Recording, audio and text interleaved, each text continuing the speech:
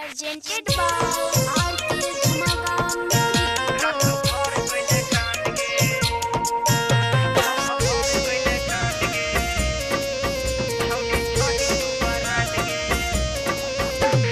DJ Vikas Raja. माल के माल तो हर दुनु गुला गुला माल के माल तो हर दुनु गुला गुला कोवल लइका से करो बैला तू ढीला माल के माल तो हर दुनु गुला गुला कोवल लइका से करो बैला तू ढीला तोरा लहंगा में लागल छौ दगिया तोरा लहंगा में लागल छौ दगिया हमरा देहिया में रात भर के कांड गे छौड़ी छही तू बरांड गे माल गे माल तो हर दुनु गुला गुला कौन लइका से कर बैले तू ढीला तोरा लहंगा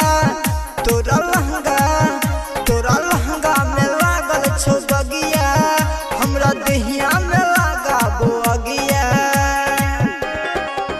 रात भर के कांड गे छौड़ी छही तू बरांड गे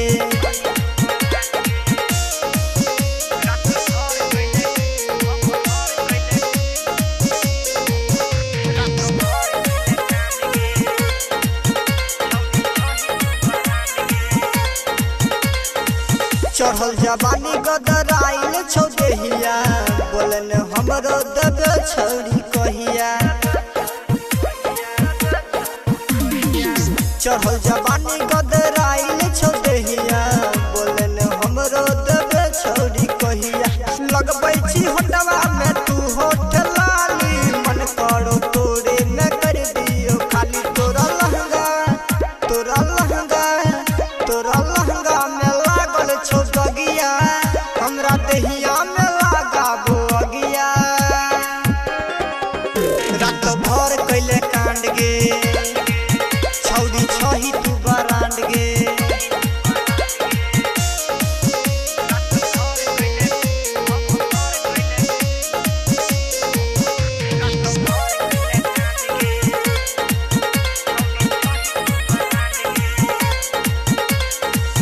अंगे अंगे तोहर महकै छौ देहिया छौड़ा मनीषवा के देली तू कहिया अंगे अंगे तोहर महकै छौ देहिया छौड़ा मनीषवा के देली तू कहिया छोटू परलदवा से मांगै छी बाली राइटर रूपे से चटबै छी लाली तोरा लहंगा में लागल छौ दगिया हमरा देहिया